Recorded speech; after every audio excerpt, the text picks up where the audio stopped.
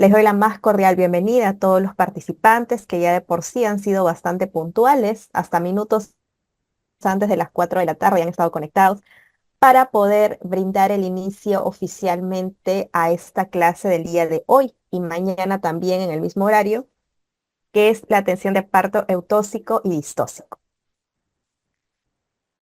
Muy bien, entonces voy a compartirles las diapositivas. Me confirman si lo pueden visualizar, por favor. Y de la misma manera, si se logra escuchar el audio y la conexión, si está conforme. A ver, les agradecería que me lo confirmen por el chat. Buenas tardes, Elba, Diani, Correa, que están saludando por el chat, Tuberlis, Loaida y todos los demás participantes. Tengan muy buenas tardes. Se escucha. Muy bien, perfecto. Entonces ya prácticamente dando la conformidad al audio, asimismo también la visualización de las PPTs, vamos a dar inicio oficialmente a la clase del día de hoy.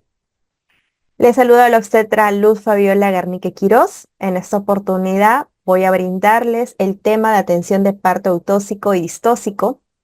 Vamos a empezar distribuyendo estos dos temas en diferentes días. El día de hoy vamos a hablar todo lo referente a la atención de parto normal o parto fisiológico, propiamente como ya lo conocemos. Y el día de mañana vamos a hablar de todo lo que es referente a la parte distóxica o patológica del trabajo de parto. Cualquier tipo de intervención, ya sea consulta, alguna sugerencia tal vez o algún aporte que tengan en relación al tema del día de hoy, colegas, lo pueden realizar mediante el chat de la plataforma.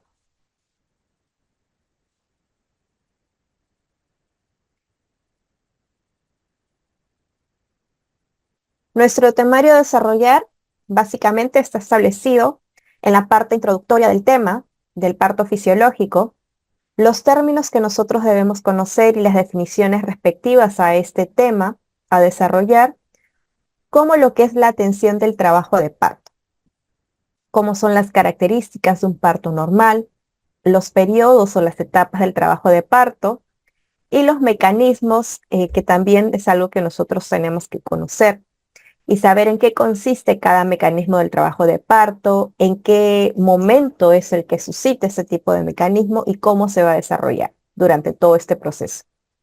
La estática fetal, las maniobras de Leopold, que en realidad es un tema que todos realizamos en cada práctica clínica con nuestros pacientes, las variedades de presentación que tenemos que conocer al momento de una evaluación ginecológica o una evaluación obstétrica.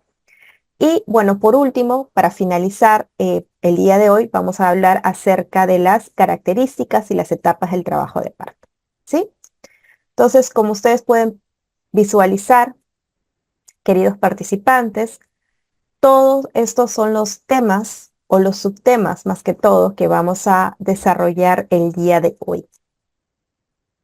Y el día de mañana, como vuelvo a repetir, se va a mencionar o se va a dictar la clase de todo lo que es referente a la parte distóxica o patológica del trabajo de parto.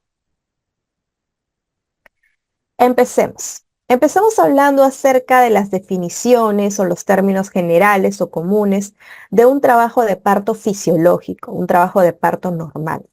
¿A qué nos referimos nosotros cuando hablamos de una definición o un término de parto? El parto propiamente dicho es un fenómeno que se da de manera activa o pasiva, en donde ¿qué va a permitir? La expulsión de un producto, ya sea que se ha dado mediante las fases de dilatación, expulsión y alumbramiento, que como bien conocemos, estas son las tres fases del periodo de parto. Recordemos también que para nosotros poder establecer un concepto de parto es todo producto que se da con un peso mayor a 500 gramos, ¿no?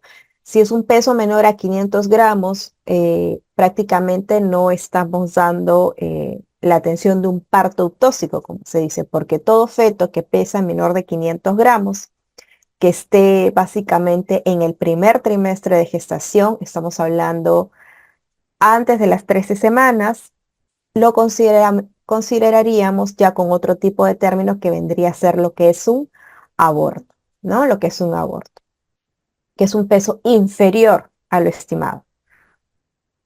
¿Qué más podemos conceptualizar acerca de este término que es parto, ¿no? El parto también se caracteriza o se va a relacionar con todos los procesos o las etapas que se van a suscitar para que se pueda llegar a dar por concluido, ¿no?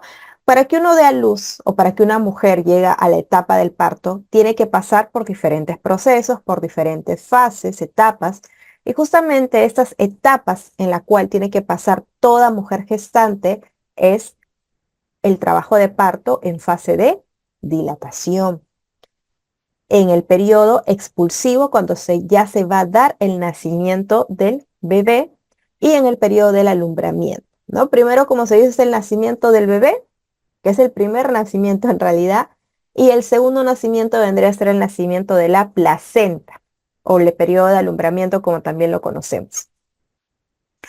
¿Y a qué nos referimos cuando hablamos de un parto eutóxico? ¿No? Es un parto eutóxico obstetra. ¿A qué nos referimos con este concepto?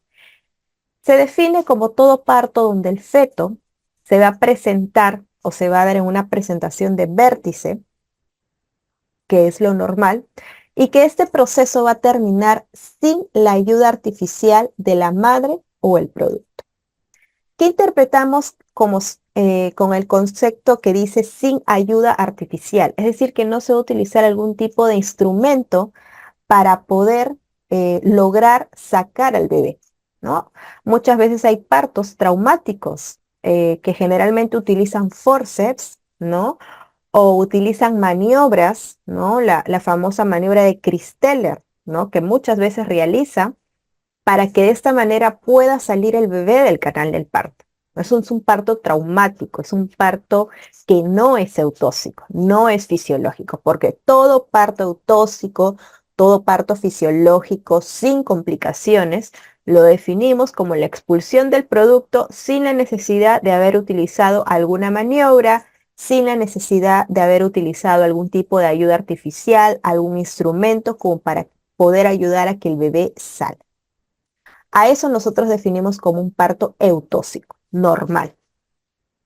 Y por otro lado, vamos al concepto de distosia, un parto distóxico, un parto complicado, un parto difícil, ¿no? Un parto que no es fisiológico propiamente dicho, el cual mencionamos como parto o expulsión que procede de manera normal o difícil, ¿no? Tal como indica la diapositiva, ¿no? ¿Y a qué generalmente nosotros podemos relacionar ese concepto? Que es cuando decimos, he tenido un parto distóxico, ¿no? Un parto complicado, por ejemplo, ¿no? Un bebé tal vez que la presentación no descendía con facilidad, ¿no?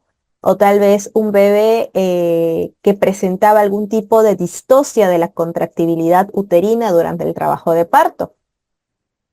O una distosia de presentación, ¿no? A veces hay bebés que durante todo el trabajo de parto estás evaluando a la gestante, completa la dilatación la paciente, la pasas a sala de parto y la paciente, bueno, está en el periodo del pujo, ¿no? Ya pasa un tiempo regularmente, ya más que necesario, y no sale el bebé. Y muchas veces el bebé no puede salir, bueno, al menos una de las causas más comunes, se podría decir, es por la distosia de la presentación del feto. A veces el feto está en una presentación de mano, ¿no? O en una presentación de cara que no han diagnosticado posiblemente durante la evaluación obstétrica que tuvo esa paciente en todo el monitoreo de su trabajo de parto. Entonces se convierte eso de lo que era aparentemente normal en una distosia. ¿Ya? Entonces todo lo es referente. Primero nosotros tenemos que conocer qué es lo normal para poder identificar lo que es patológico, lo que es distóxico. Si nosotros no conocemos lo que es normal, no vamos a poder saber cuando un trabajo de parto no está yendo por el conducto regular que debería de ir. Y justamente ese tema que vamos a hablar tanto el día de hoy como el día de mañana, es donde vamos a definir este tipo de términos, este tipo de conceptos, para que de esta manera ustedes puedan saber identificar y lo sepan manejar y aplicar en sus establecimientos de salud con sus pacientes. Muy bien, entonces pasamos a lo que es el trabajo de parto. Ya acabamos de mencionar en esta primera diapositiva a qué nos referimos cuando hablamos de parto, cuando decimos que es un parto eutóxico y cuando decimos que es un parto distóxico o un parto difícil o un parto complicado. Para agregar al concepto del trabajo de parto también, podemos mencionar que va a ser este conjunto que se va a presentar a partir de las 22 semanas a más, incluyendo no solamente el producto, que es el feto, sino también la placenta y los anexos respectivos, ¿no? Que es bastante similar al concepto anterior que acabamos de indicar. Y el trabajo de parto, ¿a qué nos referimos cuando decimos trabajo de parto? Que es un proceso por el cual va a ocurrir el nacimiento o va a ocurrir el parto del producto, que se va a dar por el inicio de contracciones uterinas de manera regular. Y esas contracciones uterinas, ¿qué van a ocasionar en el cuerpo de la mujer? No tanto en el cuerpo, perdón, sino específicamente en el cervix, en el cuello uterino. ¿Qué es lo que va a ocasionar? Cambios cervicales. Va a producir que ese cuello uterino empiece a incorporarse, empiece a borrarse, empiece a dilatarse, empiece a centralizarse, a cambiar de consistencia, ¿no? Todo eso son modificaciones cervicales. ¿Por qué se van a dar las modificaciones cervicales? Se va a dar a raíz de las contracciones uterinas, pero que esas contracciones uterinas sean de manera verdadera, sean rítmicas, sean regulares, ¿no? Para poder decir que es una verdadera contracción uterina. A eso nosotros vamos a definir como un trabajo de parto verdadero, un trabajo de parto real. Y dentro de los periodos del trabajo de parto, tenemos que conocer que hay 3 tipos de periodo, como bien mencionamos al inicio. Hay periodo de dilatación o primer periodo del trabajo de parto, segundo periodo o expulsivo y tercer periodo o el periodo de alumbramiento. Vamos a empezar con el periodo de dilatación. El periodo de dilatación, si bien es cierto, aquí hay un autor que es el autor Friedman en realidad, que es bastante conocido, que justamente este autor es el que menciona, ¿no? Que el periodo de dilatación va a iniciar desde los 4 centímetros de dilatación la fase activa del trabajo de parto. Y antes de los 4 centímetros se va a definir como una fase latente del trabajo de parto. Ahora, hay estudios o artículos generalmente de investigación donde la Sociedad Americana de Ginecología y Obstetricia, que es la ACOG, ¿no? Que menciona que todo trabajo de parto va a iniciar la fase activa a partir de los 6 centímetros de dilatación y la fase latente va a ser antes de los 6 centímetros. Entonces, muchas veces este tipo de teorías o ese tipo de conceptos diferentes, ¿no? Puede generar algún tipo de confusión entre el personal de salud, ¿no? Porque justamente tuve una clase, ¿no? En donde me realizaron esta pregunta.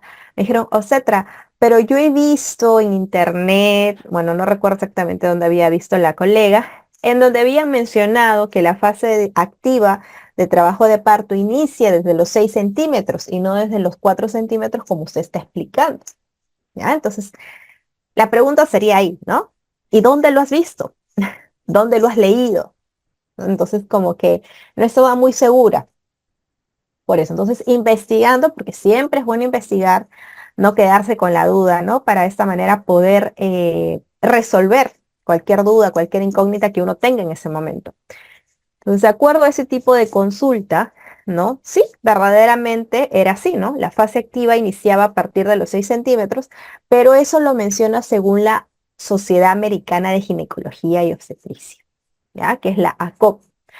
En nuestro país, que es Perú, que básicamente todas normativas, guías clínicas, resoluciones ministeriales se da por el Ministerio de Salud. Y es en base a ese tipo de bibliografía que nosotros tenemos que manejar las guías, las resoluciones y darles cumplimiento como personal de salud, ¿no? Entonces, ¿qué es lo que dice el MINSA? ¿No?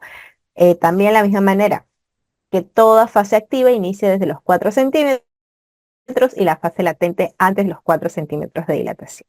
¿Cuál es el punto de corte aquí entre la fase latente y la fase activa? Los 4 centímetros. Ese va a ser el punto de corte, ¿sí? En relación al segundo periodo, que es el periodo expulsivo del trabajo de parto, se va a definir que se va a dar desde la expulsión completa del cuello uterino hasta la expulsión del producto. ¿Qué interpretamos con esto? Que cuando ya la gestante complete los 10 centímetros de dilatación, que es ahí cuando va a acabar la fase activa de trabajo de parto, empieza el periodo expulsivo. ¿Y cuándo culmina el periodo expulsivo? Con el nacimiento del producto, es decir, del feto. Y el tercer periodo, o periodo de alumbramiento, va a ocurrir desde la expulsión o el nacimiento de la placenta con sus membranas y anexos fetales respectivos. De esa manera se van a distribuir los 3 periodos del trabajo de parto: dilatación, expulsivo y alumbramiento. ¿Ya? Entonces eso hay que tener bastante presente. Nuevamente aquí estamos mencionando en esta diapositiva los periodos del trabajo de parto: dilatación, expulsivo y alumbramiento.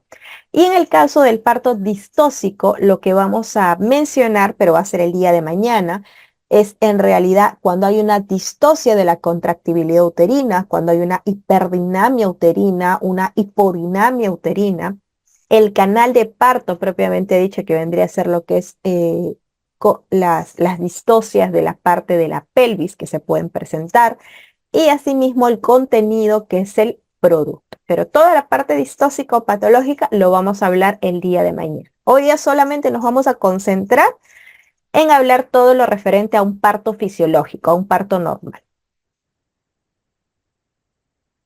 A ver, al parecer creo que hay preguntas por el chat. Vamos a abrir el chat unos minutos. Buenas tardes, Jennifer. Buenas tardes. Julio Constantino nos pregunta, dice, desde la expulsión del cuello uterino. Es una interpretación, por eso estoy estoy explicando nuevamente en base a los conceptos que estamos presentando en cada diapositiva, Julio, ¿no?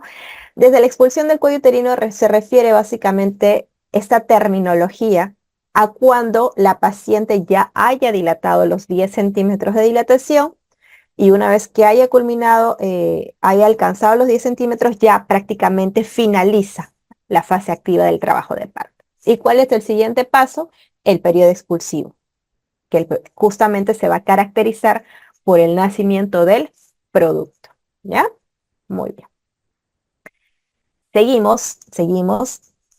Muchas veces hay frases que nosotros podemos interpretar, pero no necesariamente tiene que ser al pie de la ley, ¿no? Por eso justamente en base a cada concepto que está estipulado en cada diapositiva que les estoy presentando, hay algunos que sí tienen sentido, como hay otros que son de manera figurada, ¿no? Que también puede hacer que llame la atención, pero está muy bien, no hay problema. Si les llama la atención o tal vez como que no queda claro ese término o ese concepto, pueden realizar la consulta respectiva, no hay ningún problema. Entonces, dentro del parto eutóxico, como bien mencionamos, se van a desarrollar una serie de eventos o fenómenos de forma fisiológica o normal. Estos fenómenos fisiológicos van a ocasionar o van a producir la expulsión tanto del producto como de los anexos fetales, y en las cuales va a haber una participación de cada fase de la etapa del parto. Como bien sabemos, dentro de lo que compete a la dinámica uterina, tiene que tener las siguientes características. Tiene que tener un tono uterino de 10 milímetros de mercurio, una intensidad de 30 a 50 milímetros de mercurio, una frecuencia de 3 contracciones en un periodo de 10 minutos y una actividad uterina de 90 a 250 unidades de Montevideo, ¿ya? Para que la dinámica uterina o la contracción uterina, ¿no? Generalmente va a ser percibida a partir de los 20 milímetros de mercurio. ¿Y en qué momento es cuando la paciente va a presentar el dolor de la contracción? Cuando esté en 25 milímetros de mercurio. Ahí es cuando ya la paciente va a empezar a presentar el dolor de la contracción, pero ya va a ser percibida desde los 20 milímetros de mercurio. Oh, ¿ya? Entonces aquí, como vemos en la imagen, ¿no? Básicamente nosotros para poder identificar o determinar cómo está el bienestar del feto, cómo está yendo la variabilidad de la frecuencia cardíaca fetal, los movimientos fetales, si hay presencia o no de una dinámica uterina verdadera de esta paciente, ¿qué es lo que le realizamos? Un monitoreo intraparto, ¿no? Si bien es cierto, este monitoreo intraparto nosotros lo realizamos a partir de las 28 semanas de gestación, porque justamente en esta edad gestacional es cuando ya hay una culminación en su totalidad del sistema neurológico o del sistema nervioso central. Es por eso que justamente lo mandamos en este tiempo de gestación.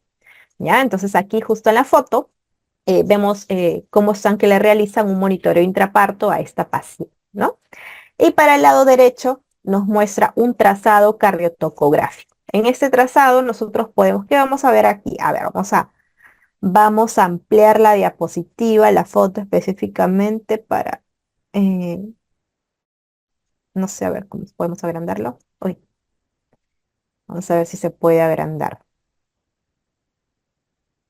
A ver, un minuto. Acercar, acá está. Ya, entonces acá, por ejemplo, ¿no? ¿Qué estamos viendo? Estamos viendo que este bebé tiene una buena variabilidad, ¿no? Tiene una buena variabilidad. Bueno, la línea de base específicamente está en 140, 142 más o menos. Es un poco borroso, pero yo creo que estoy viendo un poquito mejor. Está en 140, 142 la línea de base de este feto. Con una buena variabilidad, no hay desaceleraciones. En la parte posterior o inferior del trazado vamos a poder nosotros determinar la dinámica uterina, los movimientos del feto, ¿no? ¿Y qué encontramos? Que sí, pues específicamente esta paciente está en trabajo de parto. Está mostrando contracciones uterinas bastante seguidas, lo cual podemos confirmar que verdaderamente sí está teniendo una buena dinámica, que hay un buen patrón de la dinámica uterina en este trazado cardiotocográfico, ¿no? Que hay buenas contracciones. Así es.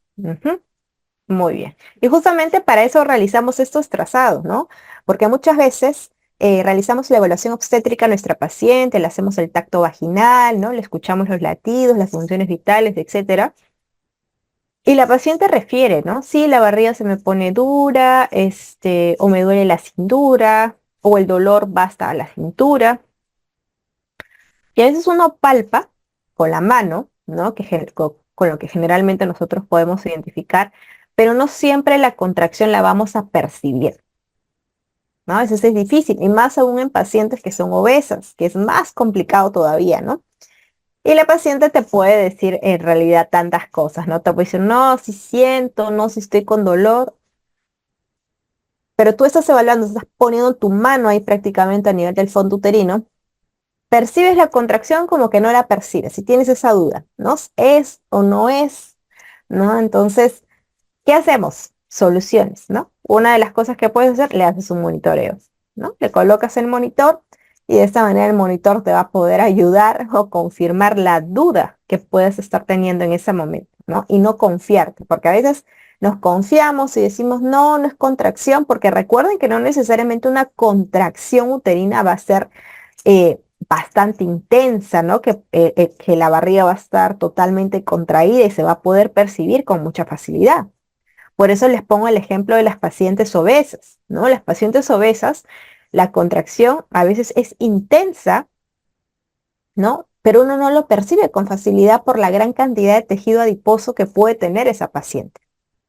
Entonces, si no se puede percibir de forma clínica, ¿no? Que en este caso es con la mano que nosotros evaluamos, le realizan un monitoreo y de esta manera ustedes pueden estar seguros que si tiene o no tiene contracción, si tiene o no tiene una buena dinámica, si ha agarrado o no verdaderamente patrón, ¿no? Y de acuerdo a eso toman ustedes la decisión si esa paciente se hospitaliza, si regresa, si no está en trabajo de parto, etcétera, ¿ya? Pero siempre agoten todas las opciones que tengan a su alcance.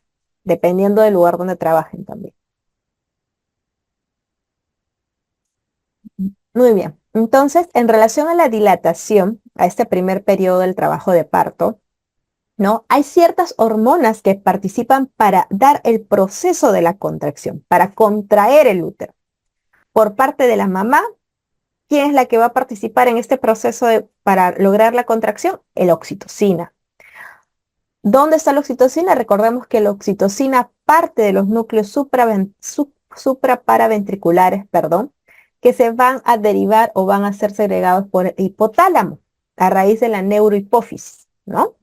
El cortisol, que va a ser a nivel de las glándulas suprarrenales del feto, que justamente la función que cumplen también es la de contraer y dar lo que es la dinámica uterina. Las catecolaminas, que generalmente las catecolaminas de receptores alfa son las que van a producir la contracción uterina, ¿ya? Y estas hormonas, ¿cuál es la función que tienen? ¿Qué es lo que van a ocasionar? La dinámica uterina. Van a ocasionar el trabajo de parto, ocasionando que, aparte de la dinámica uterina, se den modificaciones en el cérvix de toda mujer embarazada, que es el borramiento, la dilatación, la consistencia, la posición del cuello, etcétera. ¿Sí? Muy bien. Entonces, recordemos que en el periodo de dilatación, toda paciente que es primeriza, primero, ¿qué es lo que va a realizar? Primero va a borrar el cuello uterino y luego va a dilatar. Y en el caso de las pacientes multíparas, dilatan y borran a la vez. Ambas, de manera paralela.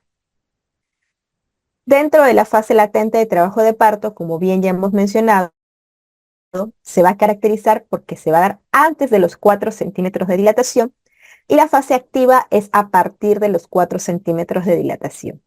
¿Y en qué momento yo aperturo mi partograma? Les pregunto a ustedes. Cuando mi paciente, ¿cuánto tiene que tener de dilatación para yo aperturar mi hoja de partograma?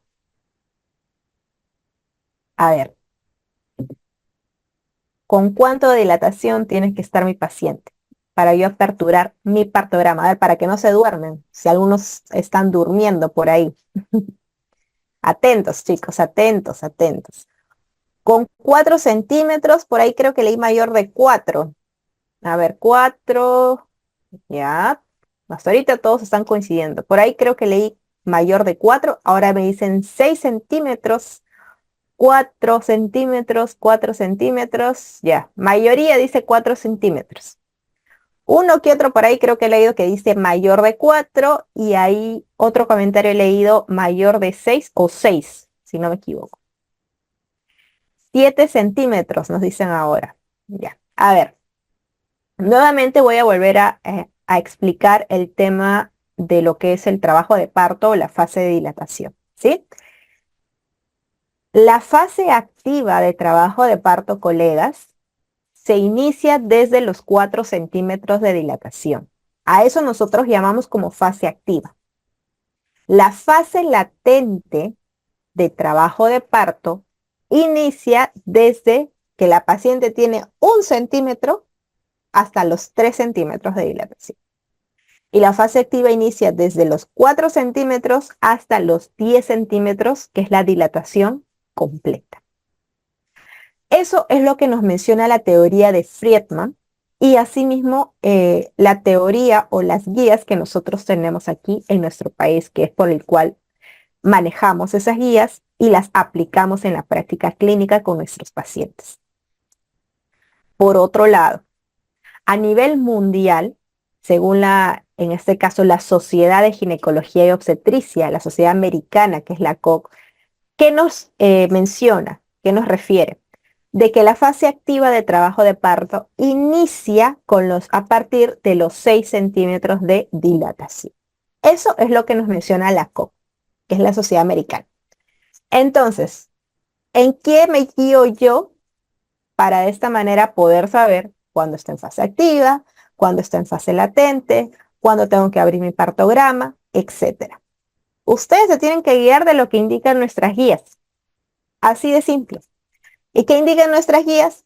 Que desde los 4 centímetros nosotros mencionamos que es fase activa Antes de los 4 es una fase latente y mi partograma lo voy a aperturar o lo voy a iniciar en fase activa, que sería desde los 4 centímetros de dilatación. No 5, no 6, no 7, no 8. Desde los 4 centímetros de dilatación es ahí donde yo voy a iniciar el trazado de mi partograma. ¿Ya? Es ahí. Entonces, toda dilatación, todo proceso de dilatación que se da en el partograma y que está dentro de la línea de acción, de la línea de alerta, perdón, va a ser considerado normal o patológico. A ver, la segunda pregunta que les estoy haciendo. Si mi trazado de cómo está yendo la dilatación de mi paciente está dentro de la curva, dentro de la curva no, dentro de la línea de acción, ¿se considera normal o patológico? Normal, normal, normal, normal. Y si está en relación o se está yendo para la línea de alerta, ¿qué nos estaría indicando ese trazado en nuestro partograma? Que es un trabajo de parto distóxico, que es un trabajo de parto patológico, un trabajo de parto anormal, que no está siguiendo su conducto regular. ¿Y por qué? ¿No? Su mismo nombre lo dice, alerta. ¿Y por qué? ¿Por qué mi trazado, mi curvatura o mi línea, como ustedes quieran llamarlo, mi gráfico, se está desviando para otra parte? Porque posiblemente algo esté sucediendo con ese trabajo de parto. Hay que saber cuál es la causa. Puede ser una mala presentación, puede ser un tema de dinámica uterina, puede ser un tema de la presentación del feto, puede ser un tema del canal blando de la pelvis, ¿no? Entonces, en realidad hay que saber cuál es la causa o la etiología por el cual ese trabajo de parto se está volviendo anormal, se está volviendo distóxico, ¿no? O que no hay progresión de la dilatación, ¿no? Que también sucede. Así es, Luz, ¿no? Muchas veces la paciente la están monitorizando, ¿no? Está en fase activa, está en 6 centímetros, vamos a ponerlo, ¿no? Un ejemplo, ¿no? A una hora determinada, a las 4 de la tarde, por ejemplo, que esté con 6 centímetros de dilatación, dan las 10 de la noche y la paciente sigue con 6 centímetros de dilatación. ¿Ustedes creen que es normal? No es normal, ¿verdad? ¿No? Entonces, ahí podemos decir que es una fase activa estacionaria, ¿no? Es una fase activa que no está progresando. Toda fase activa que prácticamente se mantenga en el mismo valor más de 4 horas es una fase activa estacionaria, ¿ya? Algo que no es normal, no está habiendo un progreso de la dilatación. ¿Por qué no está progresando esa paciente? ¿Qué está pasando? La presentación, tal vez no tiene un buen patrón, ¿no? Etcétera, ¿ya? Sí, Meli, no hay problema. Toda fase activa, ¿ya? Que demore más de 4 horas en seguir su progresión de la manera normal, se considera una fase activa estacionaria. Un ejemplo, ¿no? Como acabo de mencionar. Ahorita que son las ya 4:40, ya vamos a poner que son las 4 de la tarde, ¿ya? Ingresa, tengo una paciente que está con 6 centímetros de dilatación a las 4 de la tarde. Dan las 10 de la noche o 11 de la noche, pongámoslo así, y sigue con 6 centímetros de dilatación. ¿Cuántas horas han pasado de las 4 hasta las 10 de la noche? Han pasado más de 5 horas, 6 horas prácticamente. Entonces, toda paciente que yo encuentre en fase activa de trabajo de parto y hayan pasado más de 4 horas y no haya habido ningún tipo de modificación en la dilatación, lo consideramos como una fase activa estacionaria de trabajo de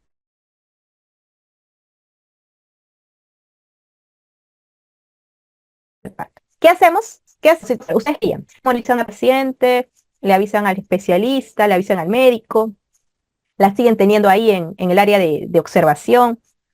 ¿Qué es lo que realizan si tienen ese tipo de caso? A ver, los leo en el chat. ¿Qué hacen? ¿Piden ayuda? ¿Mm? Bueno, específicamente si uno tiene ese tipo de situación, lo que tiene que hacer es que el embarazo tiene que terminar. O sea, no tiene ningún tipo de sentido de seguir teniendo una paciente que ya me pasó como 5 o 6 horas, y que no hay una progresión del trabajo de parto de esa paciente, y que mi partograma ya se está, justamente el partograma es un instrumento de todo personal de obstetricia, bueno, de cualquier personal de salud, pero nosotros más como obstetras lo utilizamos, ¿no? En nuestra práctica con las pacientes. El partograma justo eso, esa es la finalidad de hacer el partograma, que nos permite identificar de manera temprana, de manera precoz, cuando se está dando un trabajo de parto patológico, un trabajo de parto anormal. Y apenas lo detectamos, tenemos que tomar una decisión, una estrategia, ya sea comunicar al médico, al especialista, referir al paciente de acuerdo al nivel de complejidad de mi establecimiento, etcétera, ¿no? Acentuación. Mira, la acentuación del trabajo de parto habría que primero realizar una evaluación a la paciente antes de determinar si yo la tengo que acentuar o inducir a esa paciente. Tengo que realizar un test de Bishop para saber si cumple los criterios como para poder hacer ese procedimiento. Y muy aparte de que cumple los criterios, eso es bajo la indicación médica o en este caso del especialista, ¿ya? O sea, no es de que nosotros como personal de obstetricia podamos decidir, pues no, ay, a mi paciente no avanza, le voy a colocar su oxi en el frasquito de cloruro, no, no, le calculo el goteo, etcétera, ya para ayudarle. O sea, de que podemos hacerlo, lo podemos hacer. Nadie es que dude de nuestra capacidad de manejo como profesionales, pero en la parte legal, colegas, ¿no? Ese tipo de indicaciones lo tiene que dar el médico o el especialista. Si el especialista te dice, hay que inducirla, no hay problema. Y todo que sea registrado en la historia clínica, ¿ya? Porque muchas veces, ¿qué pasa?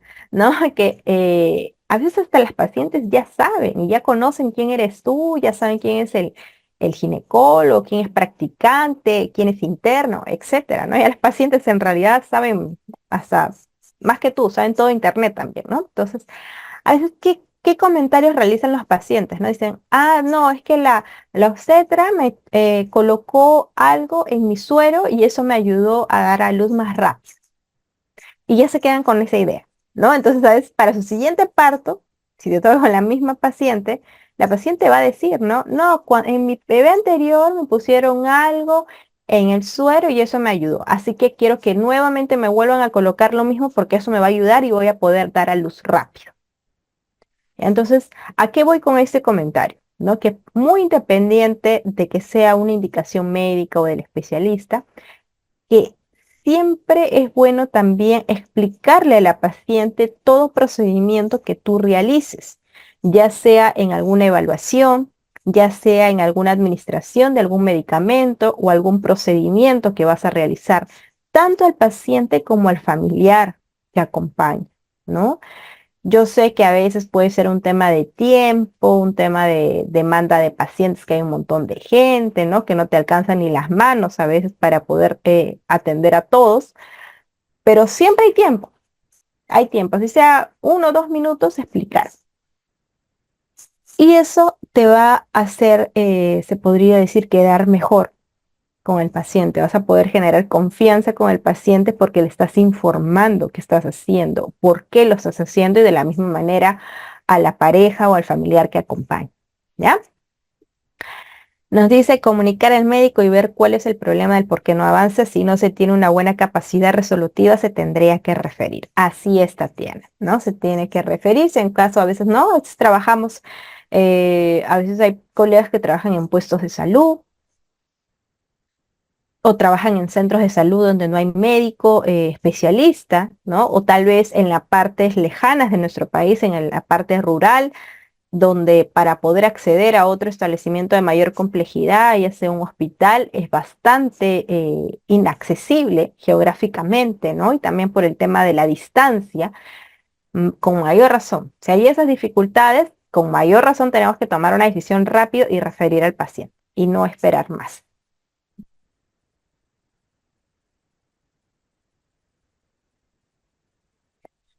¿Y qué es en relación a la triple gradiente descendente?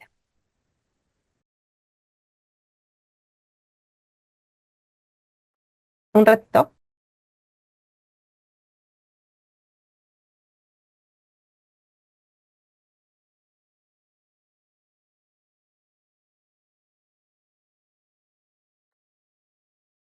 Ay, disculpen.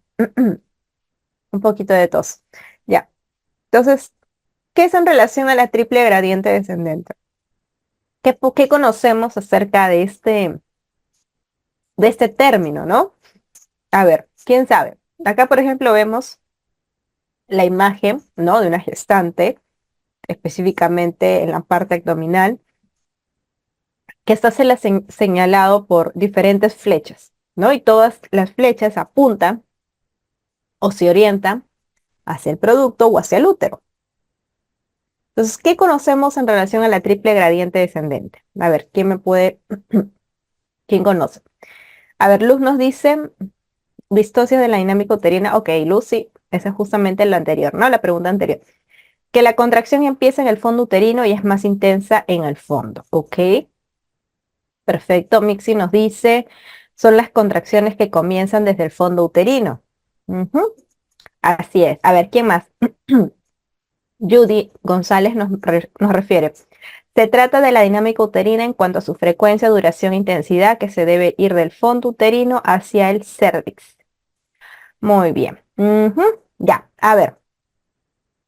La triple gradiente descendente es un proceso fisiológico que se caracteriza de manera normal cuando el inicio de la contracción uterina es más intensa o inicia a nivel del fondo uterino y conforme va propagándose la contracción, va descendiendo hacia el nivel de los anexos, ¿no? Hacia la parte baja del abdomen.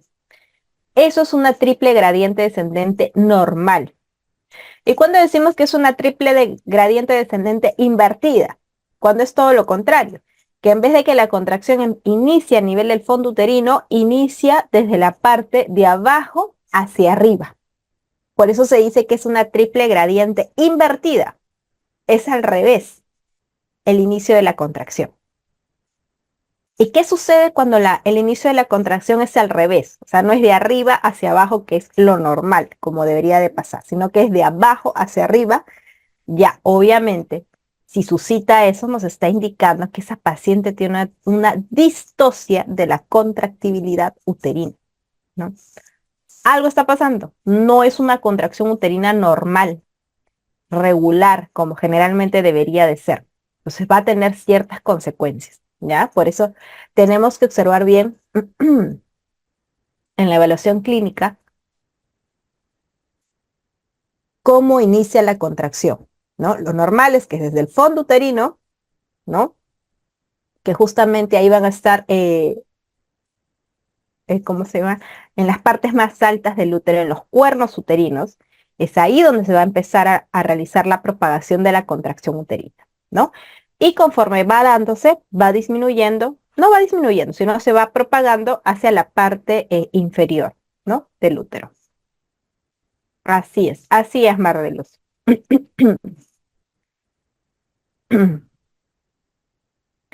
Entonces, la propagación descendente, ¿no? De la triple gradiente descendente, tal como acabamos de mencionar, es la duración de la fase sistólica, también lo podemos interpretar así, en las partes más altas del útero y donde su intensidad mayor también se va a dar en las partes altas del útero, ¿no? Que es lo que acabamos de explicar.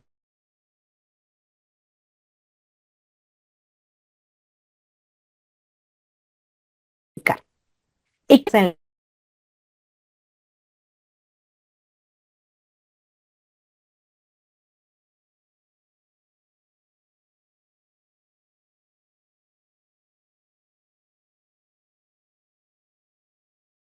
el trabajo decimos, está en pródromos de trabajo de parto, que esos temas no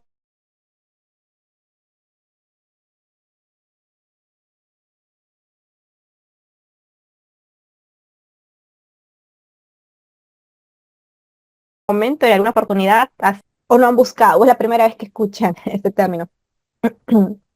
Porque yo sinceramente he buscado, porque es algo que me ha llamado la atención. Ah, ¿no se escucha? Uy, ya, a ver, vamos a confirmar.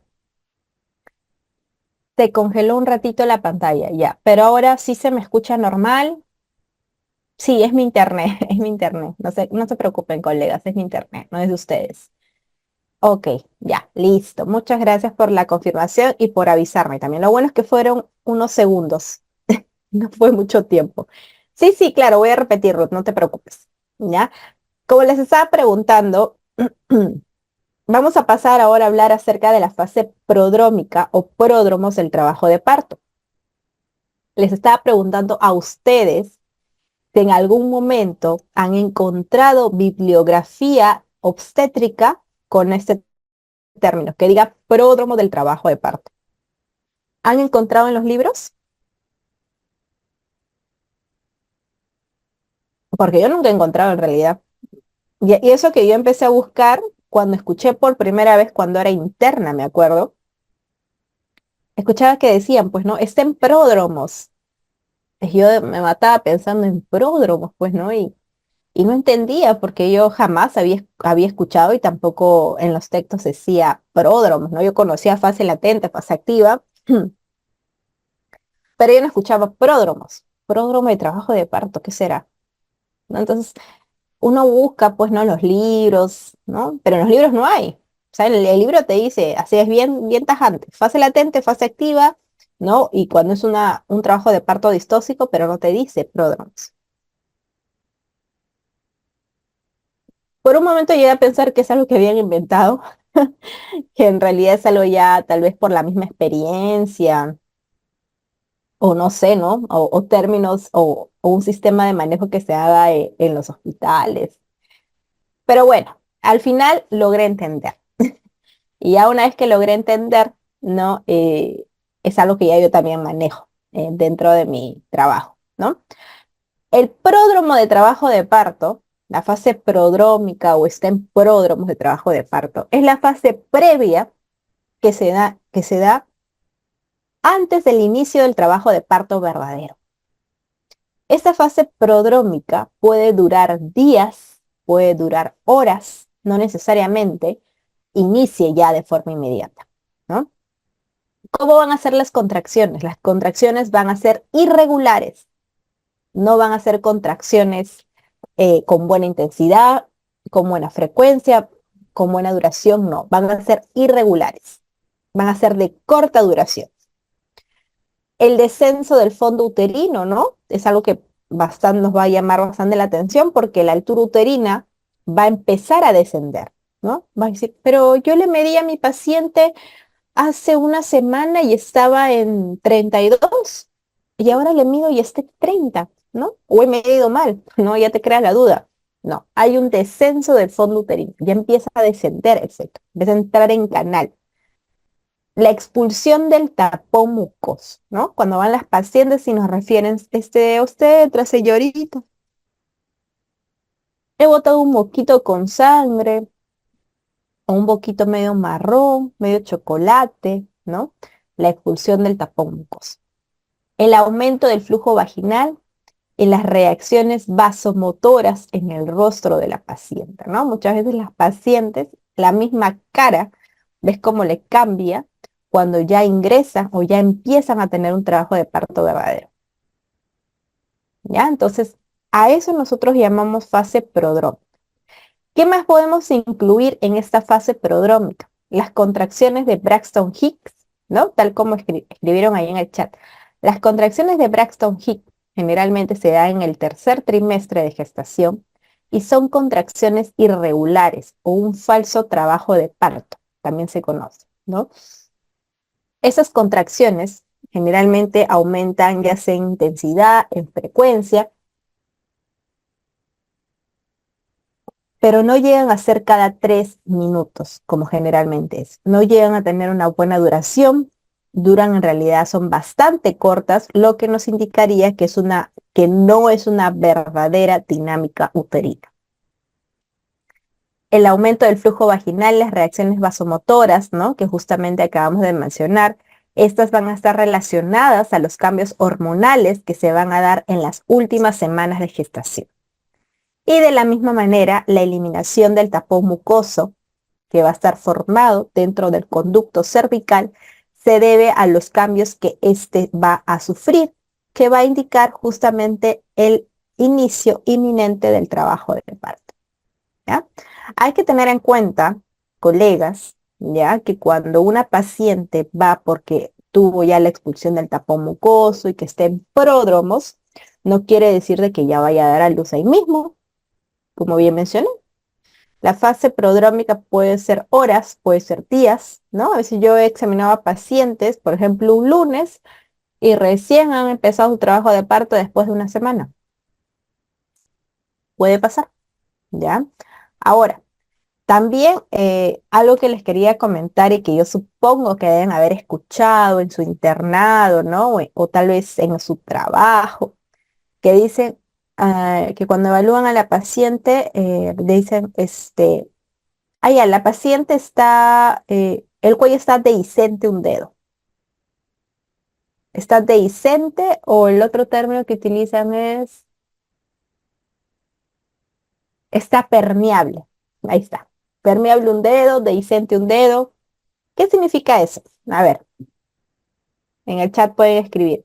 Cuando alguien dice el cuello está dehiscente, el cuello está permeable, estará en trabajo de parto, no estará con dilatación o sí. ¿Qué opinan?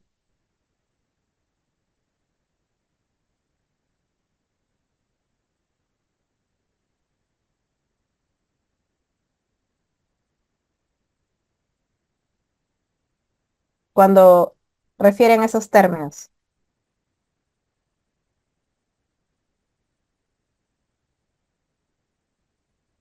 1 centímetro aún no es dilatación, es pródromos. Ya. ¿Qué más? A ver, ¿qué dicen los demás? Que no está en dilatación.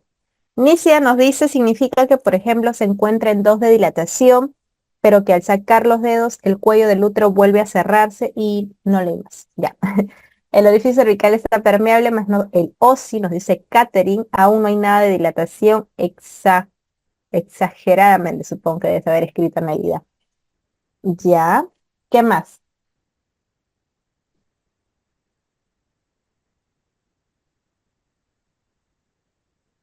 ¿Qué más? A ver, ¿qué más? ¿Qué dicen los demás? ¿Nada más?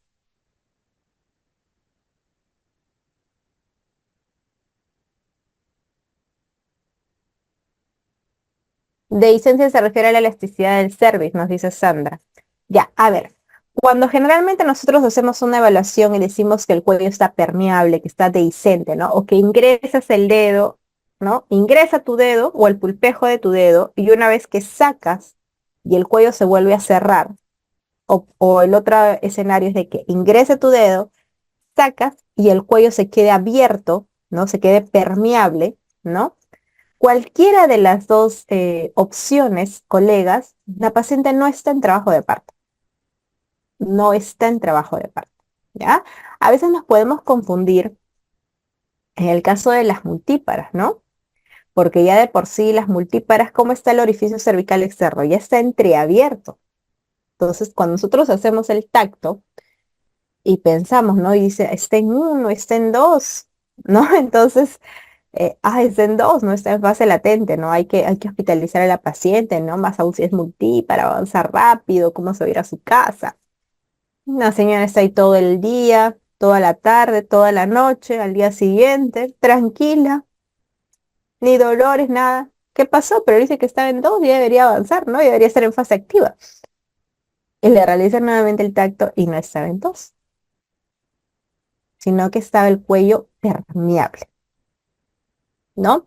Entonces, ¿cómo podemos diferenciarnos? Dice uno de ustedes, ¿no? A ver, usted, pero entonces si yo le hago tacto al paciente, a la paciente, perdón, ¿no? Y el cuello está permeable o el cuello está dehiscente, ¿cómo puedo saber si está verdaderamente en trabajo de parto? Porque vas a ver si hay cambios cervicales o no. Cuando hay una verdadera dilatación, no solamente hay dilatación, hay incorporación del cuello, hay ver si ya está centralizado, cómo está la consistencia del cuello, ¿no? Si el cuello está posterior, si está centralizado, si está anterior, ¿no? Y asimismo eso se acompaña de la dinámica uterina, ¿no? Si verdaderamente tu paciente está con una dinámica uterina o si son esas contracciones irregulares o trabajo o falso trabajo de parto, que son las contracciones de Braxton Hicks. ¿Ya? Si yo tengo una paciente que voy a evaluar una gesta 4, vamos a ponerle, ¿ya? Su cuarto embarazo. Evalúo y el cuello está permeable, es decir, ingreso un dedo, ¿no?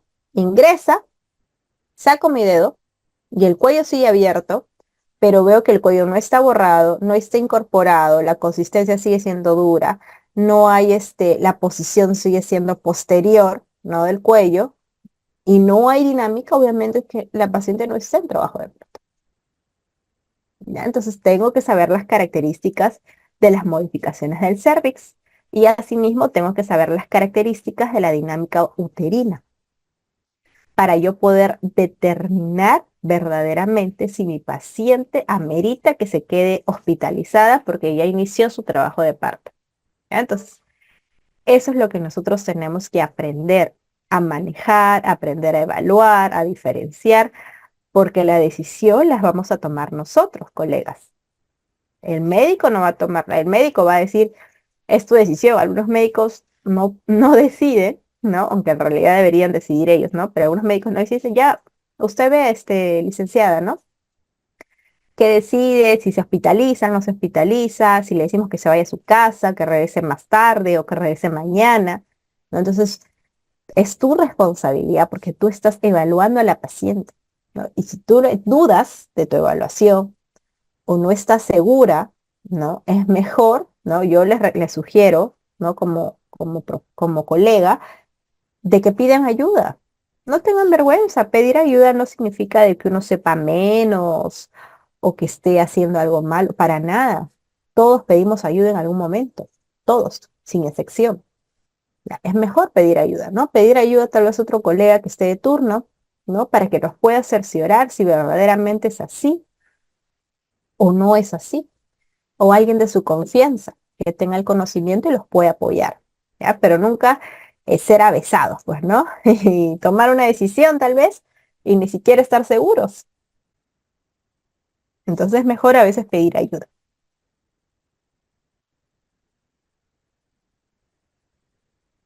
Muy bien, entonces ahora pasamos al descenso del fondo uterino. ¿Ya? ¿A qué nos referimos? Es el encajamiento, como bien les mencioné, del feto en la pelvis materna. En primigestas puede ocurrir hasta 2 semanas antes del parto y en el caso de las multi puede ocurrir al inicio del trabajo de parto. Una vez que ocurre este proceso, este descenso del fondo uterino, ¿qué va a ocasionar? Disminución de la dificultad respiratoria, ¿no? Que la paciente te diga, me canso más, siento que me falta más el aire, a veces como que no puedo respirar bien, ¿no? Polaquiuria, tengo esa sensación como que algo me presiona, ¿no? No sé si les han dicho a veces las pacientes, como siento que algo se va a salir, que algo me presiona acá en la parte baja, ¿no? Y eso me da ganas de querer, esa sensación de querer ir a orinar cada rato. Pero cuando voy, orino poquito o no orino, ¿no? Entonces, polaquiuria. Y asimismo las parestesias, ¿no? Los calambres, ¿sabes? Que pueden tener las pacientes. ¿Ya? Entonces, eso son parte de las características cuando se está empezando a dar el descenso del fondo uterino. Muy bien, entonces, en el inicio del trabajo de parto, toda actividad uterina regular se va a considerar con 2 a 3 contracciones uterinas que se van a dar cada 10 minutos con una intensidad fuerte, con una intensidad moderada, que tiene que ser mayor a 25 milímetros de mercurio y tiene que tener una duración de 30 segundos a más. Eso, esas características que acabo de mencionar ahorita nos indica que la paciente ha agarrado un buen patrón de la dinámica uterina. Y en relación a la dilatación, tiene que presentar una dilatación de 3 a 4 centímetros y que el cuello se encuentre centralizado o semi borrado.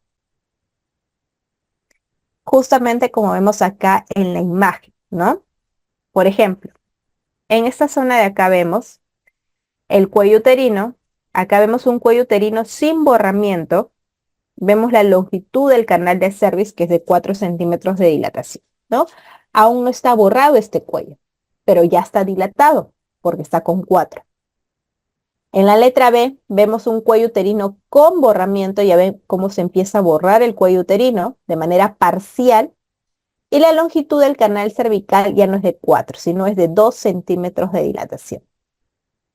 Acá hay un borramiento ya total de un 100%, porque ya prácticamente lo que tocas ya es partes fetales, y es la cabeza fetal. En la letra D vemos un cuello uterino con una dilatación de 3 centímetros y en la letra E un cuello uterino ya con una dilatación de 8 centímetros de dilatación. Para realizar la evaluación de la dilatación del cuello uterino, ¿qué es lo que vamos a realizar con nuestros dedos de la mano? De esa manera nosotros vamos a realizar la dilatación. Acá, por ejemplo, un dedo es un centímetro de dilatación. 2 centímetros. 4 centímetros de dilatación es cuando voy a separar un poquito más y 5 centímetros de la misma manera. Ahora, el cálculo de la dilatación, colegas, los dedos se colocan así, tal cual, en esa dirección como les estoy mostrando en la imagen, ¿ya? Se colocan así, no se evalúa así, ¿ya? Porque a veces yo he visto que hacen la dilatación, ¿no? Hacen así y empiezan a decir así, ¿no? 1, 2, 3, 4, ¿no? 5, 6, etcétera. No, o sea, yo ingreso mi mano así, obviamente no voy a ingresar así cuando voy a calcular la dilatación. Ingreso mi mano así, y giro. Entonces giro, ya ahí voy a calcular. 1, ¿no? Si está en 1, ingreso un dedo. 2 dedos, 3, 4, 5, 6 y así sucesivamente. Para que de esta manera haya una mejor elasticidad de los dedos al momento de calcular la dilatación y no así. Porque si tú calculas así, no va a haber un buen espaciado de los dedos y te va a costar calcular. Entonces tienes que hacer así. De esta manera es como vas a calcular la dilatación del cérvix de la paciente, ¿ya? De acuerdo a la progresión del trabajo de parto normal, el horario de inicio o la hora de inicio de las contracciones regulares va a ser desde la hora de ingreso a la unidad de atención de parto, ¿sí? Desde ahí vamos a calcular la hora de inicio de las contracciones. El trabajo de parto o dilatación estacionaria es, como bien mencionamos, que es la falta de progresión o la falta o las modificaciones cervicales por más de 2 horas, ¿ya? Ahí vamos a determinar nosotros cuando es una fase estacionaria. Y aquí podemos ver básicamente cuáles son los valores normales para cada una de las etapas del parto en relación a la primera, segunda y tercera etapa, y asimismo la parte de las características anormales del trabajo de parto, ¿ya? Dentro del periodo de dilatación también se va a dar lo que es la formación de las membranas coriamnióticas. Se va a formar la presión que va a ejercer el líquido amniótico contra las membranas coriónicas y amnióticas que van a quedar al descubierto al iniciarse la dilatación, ¿no? Cuando ya se rompen las membranas, ¿qué es lo que queda al descubierto? La cabeza del feto, la presentación del feto, que en esa parte es la cabeza fetal, ¿ya? Ahora, las membranas hay que tener bastante cuidado cuando hagamos un REM, perdón. ¿Por qué? Porque puede haber un prolapso de cordón. Entonces, las membranas generalmente se recomiendan romper. Bueno, lo ideal es de que no se rompan, ¿no? De que simplemente haya una rotura espontánea y no una rotura artificial de membranas, ¿ya? Entonces, si en caso van a ustedes romper las membranas coriamnióticas para que ayude a descender más la presentación, o sea, más rápido, no sé, que esté con una dilatación avanzada a su paciente. No le vas a romper membranas cuando esté con 4, con 5 de dilatación. Ahí ya le rompo membranas. No, al menos que esté con 8 de dilatación o 9 de dilatación, que no tenga prolapso de cordón, puedes realizar la rotura de membranas, ¿ya? Pero no antes, porque ¿qué pasa si hay un prolapso? Se te va a complicar el parto, ¿ya? A ver, ¿se paralizó otra vez? Mm. Una consulta, dice, la medición de los dedos, que un dedo es 1 centímetro y al juntar 2 dedos es 2 centímetros o 3, se podría sacar de dudas. Claro, o sea, un dedo es 1 centímetro. 2 dedos así juntitos son 2 centímetros. Estos dos dedos juntitos, separo un poco, son 3. Separo más, son 4. Separo más, son 5. O sea, tú ya tienes que ir calculando, ¿ya? O sea, ahorita no te podría decir exactamente porque no estoy evaluando un paciente, pero más o menos es así. Vas separando tus dedos y de acuerdo a eso vas calculando cuánto va avanzando de dilatación, ¿ya? Se paralizó, me dicen otra vez. Ok, voy a volver a repetir, no se preocupen. Antes de este cuadro había un cuadro, podría pasar. Ok, sí, ahorita voy a pasar el cuadro. Ya. Eh, Antes de pasar al cuadro, voy a terminar con esta idea, ¿no? En el tema de la rotura de membranas. Para nosotros realizar una rotura espontánea, una rotura artificial de membranas, un RAM de las membranas coriamnióticas, se recomienda que realice la ruptura cuando la paciente ya está bastante avanzada en su fase de dilatación, en su fase de trabajo de parto. Se recomienda que la paciente esté al menos con 8 o 9 centímetros de dilatación para yo poder realizar una ruptura artificial de membranas, ¿no? ¿Por qué? ¿Qué pasa si la paciente está con 4, está con 5 de dilatación o con 6, no sé? Y yo realizo un RAM, ¿no? Puede hacer que tenga un prolapso de cordón y se puede complicar este trabajo de parto. Entonces, mejor por prevención y por recomendación, si en caso realizan esto, que en realidad no es algo que amerite hacer si está avanzando bien su trabajo de parto, ¿no? Porque eso tiene que ser de por sí de manera natural, ¿no? En el periodo expulsivo generalmente se da la rotura espontánea de las membranas, ¿no? Pero muchas veces, a veces se realiza, ¿no? Le realizan el RAM, ya sea porque quieren que baje más rápido la presentación o tal vez está habiendo algún compromiso fetal, ¿no? Entonces, se recomienda que sea cuando la paciente esté con 8 y no antes de dilatación, ¿ya? Para evitar un tema de prolapso. La bolsa amniótica ayuda a la dilatación y protege también la cavidad ovular contra las posibles infecciones y al feto contra la compresión excesiva del cordón. A ver, ya me habían dicho el cuadrito anterior, creo. Este de aquí. Sí, depende del grosor también de los dedos de cada examinador. Así es. Elba, perdón, ¿no? Así es, Elba, ¿no? Porque a veces los hombres, ¿no? A veces los colegas hombres tienen la mano más grande, los dedos más gruesos, ¿no? A veces también nosotras, como mujeres, perdón, tenemos a veces la mano un poco más delgada o otro grosor de nuestros dedos, ¿no? Y puede ahí haber una disyuntiva en la dilatación de la paciente. Nosotros evaluamos a veces con 4, ellos evalúan con 6. ¿No? Y ahí dicen, no, pero es con 4, es con 6 y empieza esa disyuntiva. No, pero en realidad, si es 1 centímetro de diferencia o ya hasta 2, ¿no? De diferencia, es algo que se puede manejar. Pero ya que uno me diga, pues, ¿no? Que la paciente esté con 1 de dilatación, ¿no? Que yo le evalúo y que el colega mío no sé, es que esté con 5, con 6, no, ahí sí ya. Es mucha diferencia, ¿no? Ahí es algo que ya te debe llamar la atención, ¿ya? A ver, este es el cuadrito que les estaba mencionando, que creo que querían que lo vuelva a mostrar.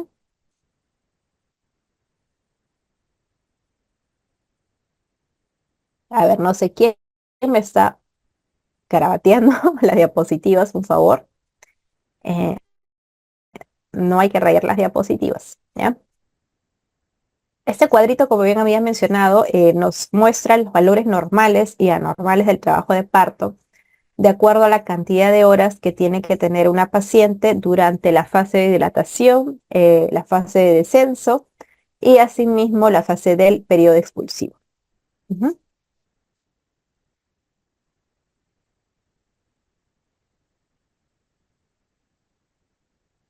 Ya, muy bien, seguimos. Entonces, dentro de la dilatación cervical, como bien hemos mencionado, esta tracción que va a ejercer las fibras espirales del cuello uterino y donde va a haber una participación también de la triple gradiente descendente. La fase latente como ya me indicamos, ¿no? Es desde el comienzo de las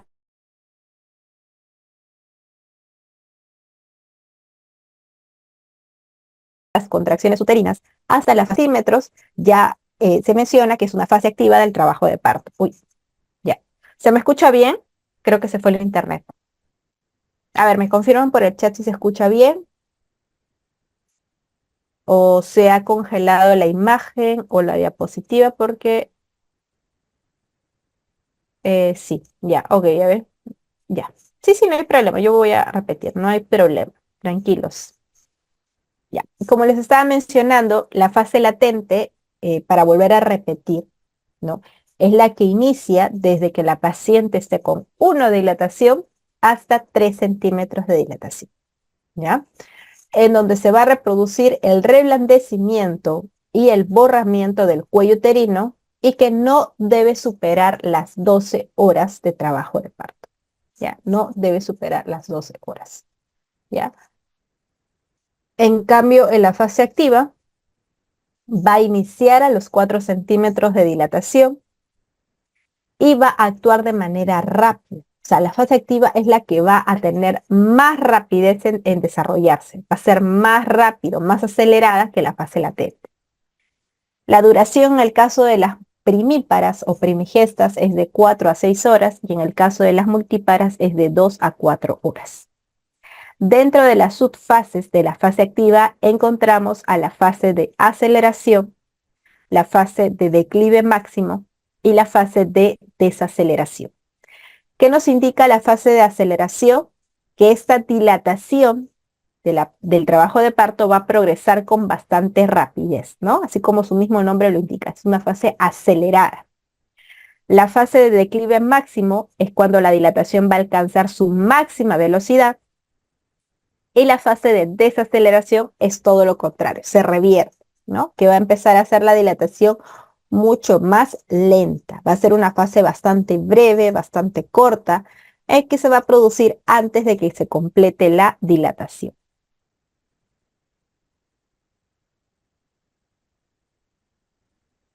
Un periodo de dilatación anormal va a ser una fase latente más de 20 horas en el caso de nulíparas y más de 14 horas en el caso de multíparas, ¿ya? Si en caso la dilatación cervical no avanza en un periodo de 2 horas o más, o en este caso como indica de 4 horas, durante la fase activa, indicamos que es una fase activa estacional.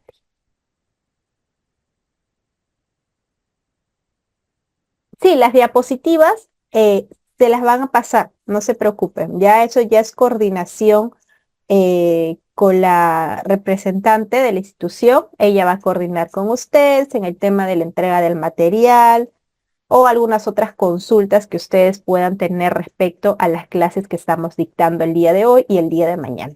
¿Sí? No se preocupen en esa parte. Ya, muy bien. Continuamos.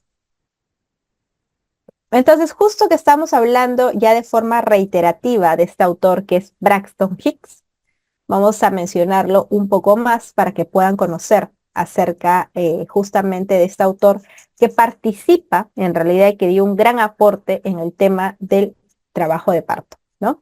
Braxton Hicks o John Braxton Hicks durante el periodo de 1819 a 1897 fue el primero en describir la presencia de las contracciones uterinas rítmicas durante el embarazo.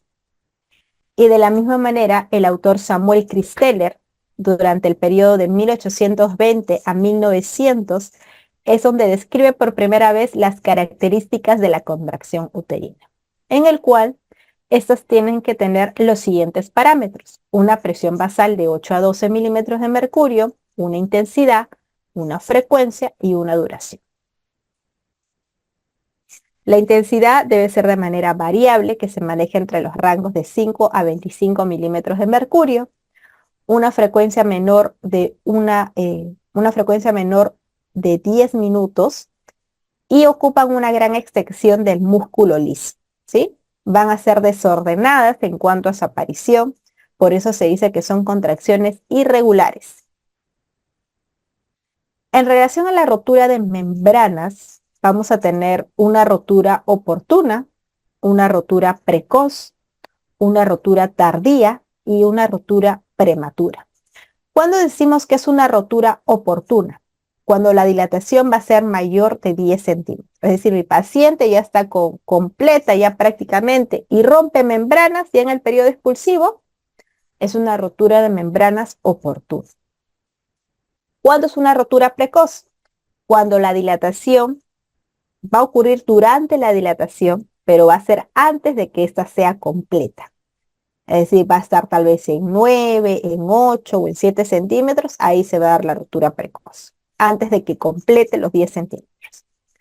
La rotura tardía va a ocurrir durante el periodo expulsivo y la rotura prematura va a ocurrir antes del inicio del trabajo de parto.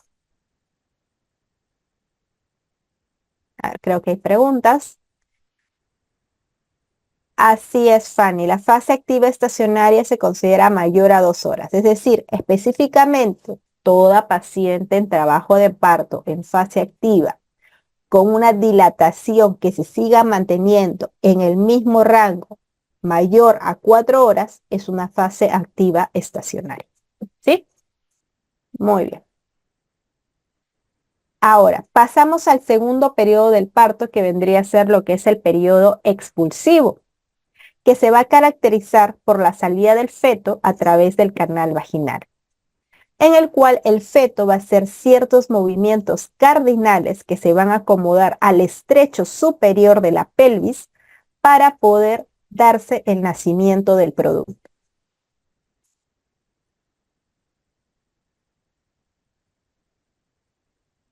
Dentro del mecanismo del trabajo de parto vamos a ver lo que es los movimientos del feto o el famoso adrere, ¿no?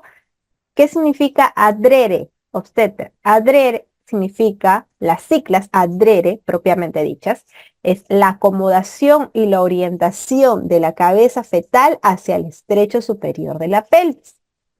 El descenso y el encaje que tiene que tener la presentación del feto, la extensión, la expulsión, ¿no? La rotación interna, la rotación externa, que justamente es lo que vamos a mencionar en este momento. En relación a la situación fetal va a ser la relación entre el eje longitudinal del feto respecto al eje longitudinal de la madre. Esta situación fetal básicamente se va a presentar de forma longitudinal, transversa y oblicua, ¿ya? Si es longitudinal, la presentación que puede presentar es una presentación cefálica o podálica. Si es una situación transversa, el diámetro que va a ser mostrado, que va a ser como punto de referencia, va a ser el hombro. Y en el caso de una situación oblicua, que es cuando el feto no está totalmente longitudinal, sino oblicuo en un ángulo de 45 grados, esto en realidad se puede revertir, ¿ya? O sea, se puede esperar todavía hasta las 37 semanas para que el feto pueda acomodarse.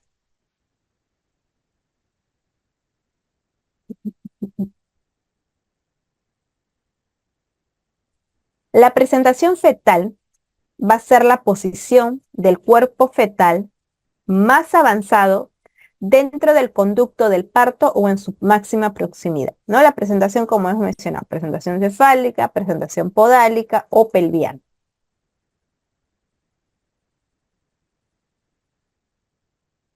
En lo que es la posición, en lo que es la posición del cuerpo fetal, va a ser que va a estar dentro del conducto del parto o en su máxima proximidad. Por ejemplo, ¿no? La posición y las presentaciones normales es que el feto esté longitudinal, en una presentación cefálica, en una posición izquierda, que básicamente es la más común, y en una posición anormal, que el feto no esté mirando, como se podría decir, el mentón no está pegado, ¿no? Porque para que el feto pueda mostrar su diámetro biparietal y se pueda acomodar al estrecho superior, ¿qué es lo que va a hacer? Va a ser un proceso de deflexión, va a bajar el mentón para que de esta manera pueda mostrar el punto de referencia, que es el occipucio, y pueda salir por el canal vaginal. Pero ¿qué pasa si no hace esto? Y sigue manteniendo, hace un movimiento de extensión, extiende el cuello ¿no? O extiende la cara, va a ser una presentación de cara. Entonces, obviamente es una posición anormal, ¿no? Es una presentación distósica, ¿ya? Hasta las 37 semanas, Macarena, para que se acomode el producto. Y la actitud fetal es la postura que va a adoptar el feto en las últimas semanas del embarazo, ¿no? Dentro de las características de la actitud fetal, vamos a ver lo que es la posición, la presentación, la situación y la actitud propiamente dicha.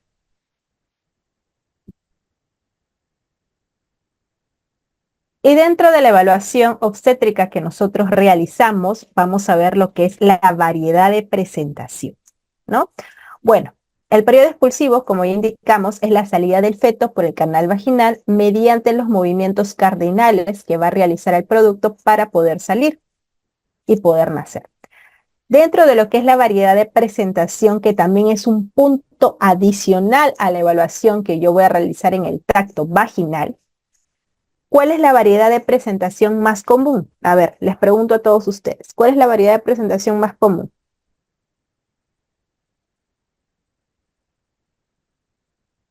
El chat está abierto. ¿Cuál es la variedad de presentación más común cuando realizamos la evaluación? La occipito ilíaca izquierda anterior, ¿verdad? ¿No? La occipito ilíaca izquierda anterior. Así es. Esta es la presentación más, la variedad de presentación más común. La occipito ilíaca izquierda anterior. Acá, por ejemplo, vemos una occipito ilíaca transversa izquierda, una occipito ilíaca izquierda posterior. ¿Cuál va a ser mi punto de referencia cuando yo voy a calcular la variedad de presentación? ¿Cuál es mi punto de referencia? El brecma. ¿Cuál es la sutura parietal? La sutura brecmática. ¿Cuál va a ser mi punto de referencia en el que yo voy a poder determinar la variedad de presentación? La fontanela posterior nos dice el occipucio. Fontanela posterior. Nadie más. Occipucio, occipucio. ¿Qué dicen los demás? ¿Fontanela posterior y occipucio es lo mismo o es diferente? Es lo mismo, ¿ya? Occipucio, ya. Ese va a ser mi punto de referencia. Entonces, mi punto de referencia va a ser el occipucio, ¿verdad? Entonces, que va a ser la sutura más grande, ¿no? Entonces, acá, por ejemplo, dice occipito ilíaca izquierda anterior. Mi izquierda es la derecha de la paciente y mi derecha es la izquierda de la paciente. Entonces, occipito ilíaca izquierda anterior. ¿Qué es lo que vemos acá? Acá está a nivel de la sínfisis del pubis. Acá está el sacro, ¿no? A nivel de la primera vértebra, que es el promontorio. Entonces, estos van a ser nuestros puntos guías. Si yo realizo el tacto vaginal por aquí, ¿no? Que es aquí donde va a entrar mi manito. Esta es mi izquierda, esta es mi derecha. ¿Cuál es la sutura que se manda? El occipucio de la fontanela. Entonces, este es anterior. Si es anterior es porque está cerca de la sínfisis del pubis. Y si es posterior es porque está cerca al promontorio. ¿Correcto? Entonces, va a ser anterior, ¿por qué? Porque está cerca a la sínfisis del pubis. ¿Y por qué izquierda? ¿Por qué occipito? Porque mi punto de referencia es el occipito, ¿no? Izquierda porque está para el lado izquierda, ilíaco porque está a nivel de los huesos ilíacos y anterior porque está cerca a la sínfisis del pubis.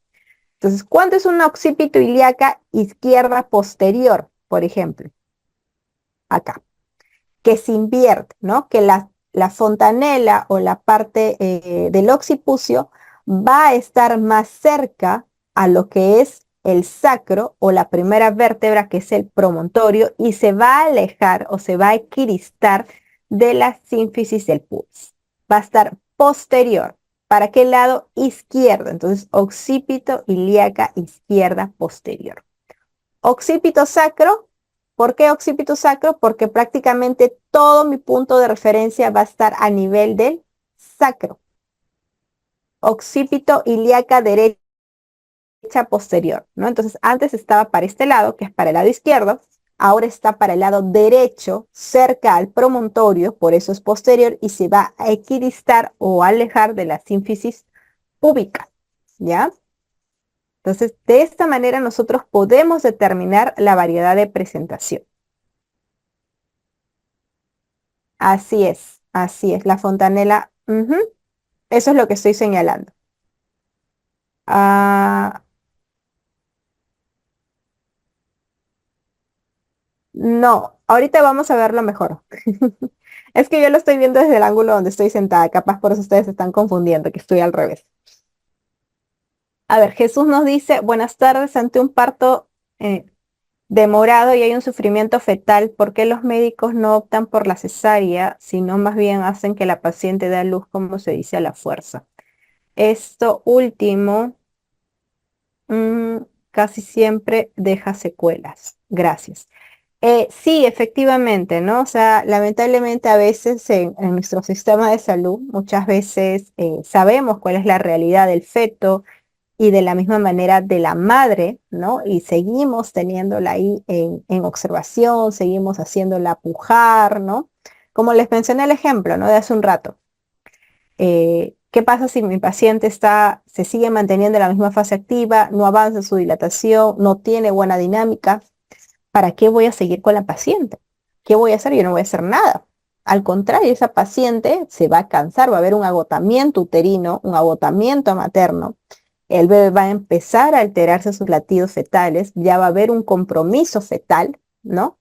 Ay, ¿no se escucha? ¿Ahora se escucha? Me confirman si se escucha porque me indican que no se escucha bien. ¿Sí? Ok, listo, ya. Entonces, sí, efectivamente, ¿no? A veces sucede ese tipo de circunstancias en donde no hay ningún sentido seguir teniendo a pacientes que ya deberían de terminar el embarazo por la mejor vía, ¿no? Y eso en realidad es una decisión del mismo especialista, ¿no? Que es el que tiene que dar la orden, la indicación de decir ya, la paciente no avanza, ya sea por múltiples causas, ¿no? Hay que terminar el embarazo, pasar la sala, ¿no? Prepararla y ya. Entonces, eso sería lo recomendable. Que en algunos establecimientos sí se da, ¿no? Pero hay otros lugares, como dice nuestro colega, que suele pasar que en realidad es bastante inaceptable, ¿no? Porque muchas veces eso puede conllevar a problemas legales, a denuncias, a negligencias, etcétera, ¿no? Entonces, eso hay que tenerlo presente y no hay que confiarnos, no hay que confiarnos. Muy bien.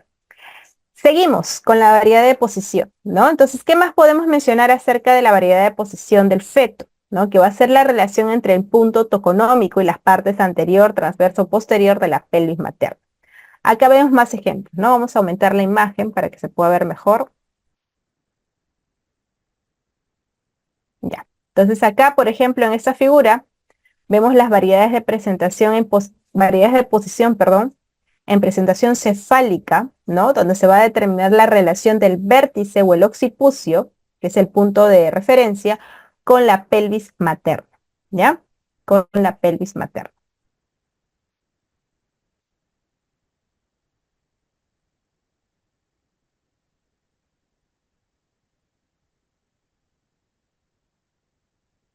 Y acá justamente me estaban diciendo, ya, esta es la sínfisis del pubis y este es el sacro. ¿Sí? ¿Hasta ahí todos estamos bien? Yo estaba mirando mal. Ok. Ya, la fontanela más grande o el occipucio o el punto de referencia es la más grande. Ese va a ser tu punto de referencia. ¿Ya? Ese va a ser tu punto de referencia. Por ejemplo, acá, ¿cuál sería la variedad de presentación en esta primera imagen? ¿Cuál sería la variedad de presentación aquí?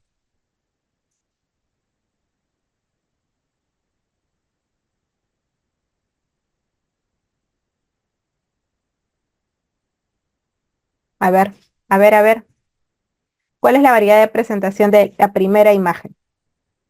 Occipito ilíaca izquierda anterior, nos dicen. ¿Anterior, seguros? Occipito ilíaca derecha posterior. Occipito ilíaca izquierda posterior, occipito ilíaca derecha posterior, occipito ilíaca derecha, derecha,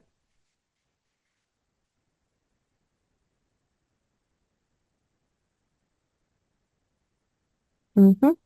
Occipito ilíaca izquierda o derecha. Ya, primero vamos a partir si es izquierda o derecha. Izquierda, ya. Todos estamos de acuerdo que es izquierda. Ya, izquierda, ok, ya. Es occipito ilíaca izquierda. Ya, ahora, ¿es anterior o es posterior? La primera imagen solamente. Primero estamos viendo esta de acá. Ya vamos a ver la otra, no se adelante. Es anterior. ¿Todos concordamos que es anterior? ¿Para dónde me está apuntando la sutura, mi punto de referencia? ¿Para el sacro o para la sínfisis púbica? ¿Para dónde me está apuntando? Para el pubis. ¿Seguro que para el pubis? Recuerden que es la sutura más grande. La sutura más grande va a ser mi punto de referencia. Esta es la sínfisis púbica y ese es el sacro. ¿Hacia dónde me está apuntando la fontanela? ¿Hacia el sacro o hacia el pubis? Hacia el sacro. Y si está apuntando hacia el sacro, sería un occipito ilíaca izquierda, como ustedes me están diciendo, anterior o posterior.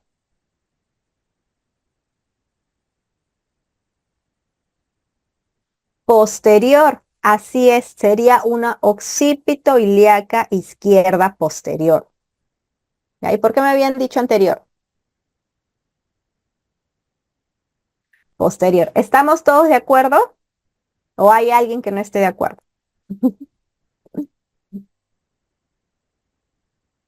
Ya, estamos todos de acuerdo. Ok, ya. Y la segunda imagen, que es esta de acá.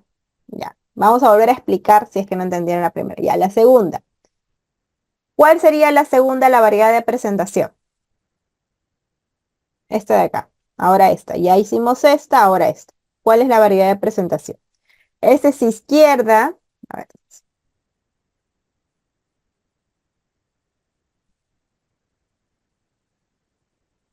izquierda,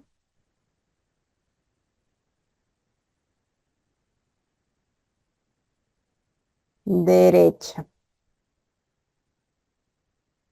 Esto de acá es la sínfisis.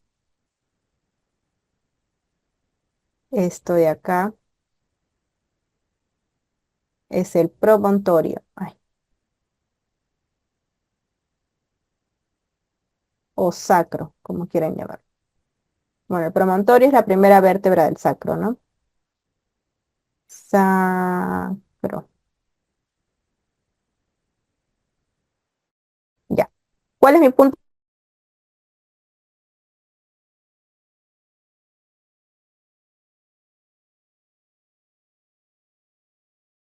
de referencia? Punto de referencia, punto de referencia. Ya. Entonces, de acuerdo a esto, ¿cuál es la variedad de presentación de esta imagen? Occipito. Ya, tenemos que ir por el lado de la paciente, nos dice Julio. Por eso les estoy preguntando. Ustedes me dicen que sí. Yo le digo, ¿están de acuerdo todos? Ustedes me dicen, sí, estamos de acuerdo. Ya, el punto de referencia es en relación a la madre. ¿Es una pregunta o es una afirmación? Es una afirmación. El punto de referencia sí es en relación a la madre. Por eso yo les dije hace un momento. Si esta es mi izquierda, va a ser la derecha de la paciente, ¿sí o no? Y si esta es mi derecha, esta va a ser la izquierda de la paciente. ¿Ya? Entonces, en base a eso, esta es mi izquierda y esta es mi derecha. ¿Está bien? ¿O esta sería la derecha de la paciente y esa sería la izquierda de la paciente? Ay, otra vez vamos a borrar. Por eso atentos, les estoy preguntando, todos me dicen sí. Como nadie me dice nada, yo sigo escribiendo. Ya. Derecha. Ay, no sé por qué se borra. Qué raro. Va, ya. Derecha. Peor está este. Ya. Izquierda. Ya. Entonces, en base a la nueva modificación que acabamos de realizar, ¿cuál es la variedad de presentación de esa segunda imagen? Occipito, ilíaca, izquierda y no vi más. Ya. Occipito, ilíaca, izquierda posterior, occipito, ilíaca, derecha posterior. Ya, occipito, ilíaca, estamos de acuerdo todos en eso, ¿sí? Ok, ya. Ahora, ¿es izquierda o es derecha? Izquierda, porque estamos poniéndonos desde el lado de la mamá, ya, no de nuestro lado, del lado de la mamá. Ya, izquierda. ¿Es anterior o es posterior? Anterior, posterior, anterior. Es anterior, chicos y chicas, colegas, es anterior. ¿Por qué posterior?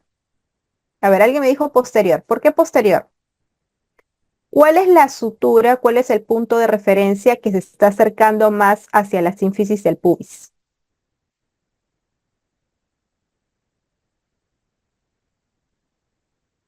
¿Mm? ¿Cuál es? ¿La más chiquita o la más grande? A ver si para que tal vez se pueda entender un poquito mejor. La más grande, la fontanela más grande, que es la fontanela bregmática, es la que me va a ser mi punto de referencia. Y esa es la que se está acercando a la sínfisis púbica en la segunda imagen. Entonces sería una occipito ilíaca izquierda anterior. Y en la primera imagen sería una occipito ilíaca derecha posterior. ¿Sí? A ver, ¿qué no has entendido, Julio? ¿Por qué los estoy confundiendo? Julio está medio confundido, dice. A ver, ¿qué no estás entendiendo? Ya, unos creo que ya han entendido. Ya, a ver, ¿qué es lo que están confundiendo? ¿Cuál es nuestro punto de referencia? Ya, el occipucio. Efectivamente, ya. ¿Está claro eso? Es el occipucio nuestro punto de referencia, ¿ok?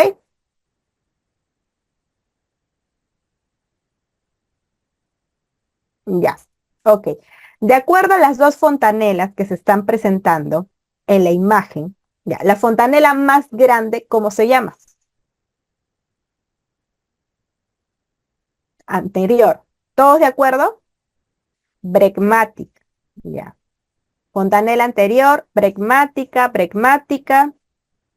Ya. Y la fontanela más pequeña, que vendría a ser esta de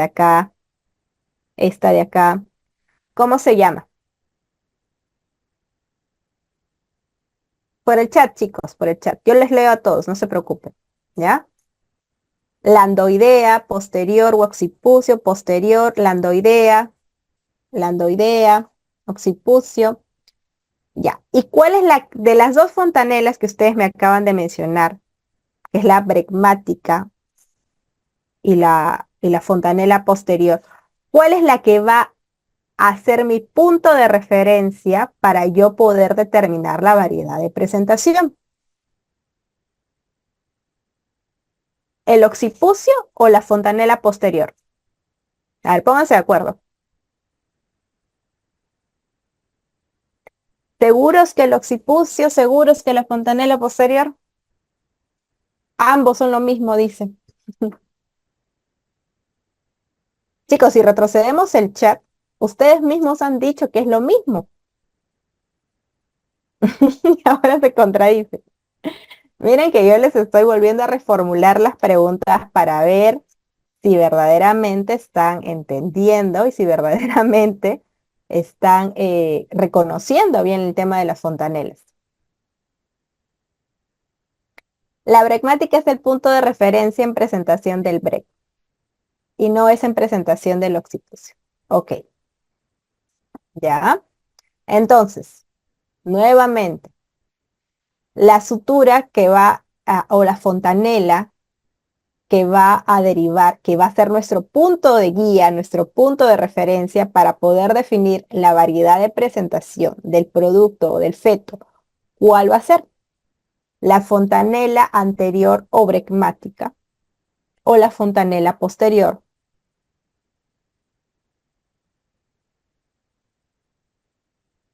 Ya, la fontanela posterior es el triángulo. Ok, ya, correcto. Eso ya está bastante claro. Ya. Y la fontanela que es romboidal, que no es un triángulo, es romboidal, que es la más grande, que es esta de acá. ¿Ese va a ser mi punto de referencia o no?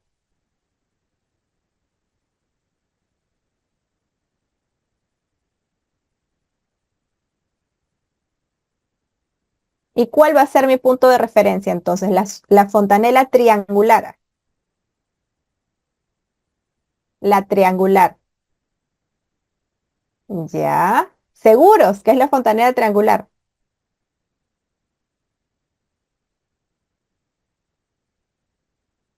Ya.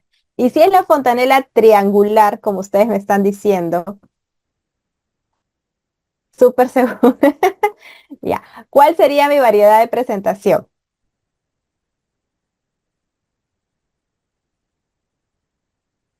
Occipito ilíaca izquierda anterior o de la primera figura. Ajá. Occipito, perdón, occipito ilíaca derecha anterior o occipito ilíaca derecha posterior.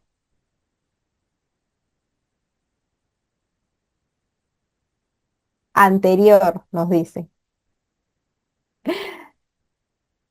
Ya, ok. Ya, chicos, se están confundiendo. Ya, ya. A ver, vamos a parar ahí el chat. Se están confundiendo. Ya, se están confundiendo. Vamos a hacer esto muy práctico, ya, para que todos puedan quedar clara esta información y se están confundiendo entre todos. Unos dicen la bregmática, el otro dice la fontanela posterior.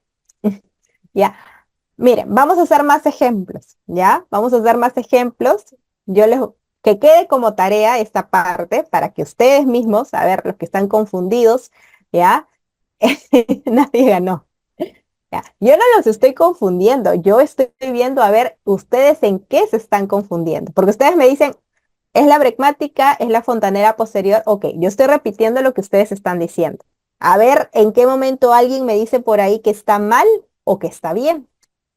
¿Ya? Entonces, vamos a aclarar este tema, esta parte de aquí, no se preocupe, para que de esta manera puedan tener la idea bastante clara, ¿ya? Voy a agregar más ejemplos, ya no he agregado tantos ejemplos el día de hoy en esta diapositiva, en esta parte de la variedad de presentación, pero el día de mañana les voy a traer más ejemplos para que de esta manera puedan entender mejor, ¿ya? O sea, vamos a avanzar porque va con ya prácticamente nos queda poco tiempo para finalizar la clase y justamente la idea del día de hoy es concluir la parte de lo que es el parto eutóxico, el parto normal, ¿ya?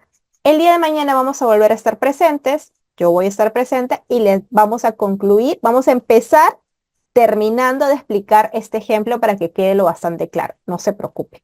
Ya no se preocupen, no se confundan más, no se estresen más, ya que lo vamos a dar por hecho esta parte de la variedad de presentación, que en realidad es algo que ustedes tienen que tener bastante claro al momento de la evaluación, ¿ya? Para que de esta manera no se equivoquen, ¿ya? No se equivoquen y no haya ese tipo de percances cuando tengan que reportar al colega o al obstetra que esté de turno, cuál es la evaluación que ustedes presentan, ¿ya? Así que no se preocupen que voy a avanzar porque ya el tiempo queda bastante corto para que ya concluya la clase, pero el día de mañana vamos a dar más ejemplos y les voy a explicar de una manera más didáctica o más clara para que pueda estar bastante entendible y claro al 100%. ¿Ya? Muy bien. Entonces vamos a seguir. Ya. Dentro del periodo expulsivo, ¿no? Como estábamos mencionando, para poder realizar el tipo de maniobras en el periodo expulsivo, nosotros, como bien sabemos, tenemos que proteger el periné para poder evitar ciertos desgarros perineales que pueden suscitar en el canal de parto. ¿no? Y dentro de las maniobras que vamos a utilizar va a ser la maniobra de Rigen, ¿no? Vamos a utilizar nuestra mano dominante, asimismo en lo que es el introito vaginal para poder proteger y que no puedan haber desgarros. Y en la mano no dominante va a estar ubicado a nivel de la vulva, de los tejidos y las partes blandas. ¿Qué va a favorecer el periodo expulsivo? Va a favorecer en este caso que el feto se va a dar una mayor extensión y va a reducir los diámetros al momento de pasar por el canal de parto, va a evitar desgarros perineales y va a haber un nacimiento controlado de la cabeza fetal. ¿Ya? Y es aquí justamente como estamos viendo en la atención de parto, ¿no? Cómo este personal de salud realiza la protección del periné, ¿no? Para que de esta manera, ven cómo agarra la cabeza se agarra así, ¿ya? O sea, tal como está mi mano, ¿no? Así, yo voy a agarrar la cabeza del feto, voy a proteger periné también. Y una vez que agarre la parte de la presentación del feto, ¿qué es lo que tengo que realizar? Tengo que descender la cabeza hacia abajo, ¿no? Bajar nuevamente, subir nuevamente para que salga el hombro posterior. Primero sale el hombro anterior, de ahí sale el hombro posterior, es donde subo al bebé y sale la expulsión total. ¿Ya? Entonces hay que saber rotar al momento del nacimiento, porque muchas veces no hacemos una buena rotación y podemos seleccionar alguna parte de lo que es, eh, puede haber algún tipo de fractura que podamos ocasionar. ¿Ya? Entonces tenemos que saber cómo rotar al bebé. ¿Ya? Cómo rotar al bebé. Ya. Sí, chicos, tranquilos, no se preocupen. Se siguen estresando, creo. Ya. Dentro del periodo expulsivo, ¿qué músculos son los que vamos a cortar cuando nosotros realizamos una episiotomía? Vamos a cortar lo que es el constrictor de la vulva, el músculo bulbocavernoso y el transverso superficial del períneo. Dentro de las características de todo periodo expulsivo vamos a ver lo que es la ampliación de la sutura, la reparación que vamos a tener, el dolor posparto, el sangrado, la dispareunia y una cicatriz deficiente. Eso es una de las características cuando yo voy a realizar una episiotomía. ¿Cuál es la episiotomía que se recomienda? La episiotomía medio lateral, ¿no? Porque es bastante frecuente, no ocasiona tantos efectos secundarios, perdón, cuando es una sutura mediana, ¿no? Que en realidad es algo que no se hace con mucha frecuencia y se debe de prevenir de preferencia.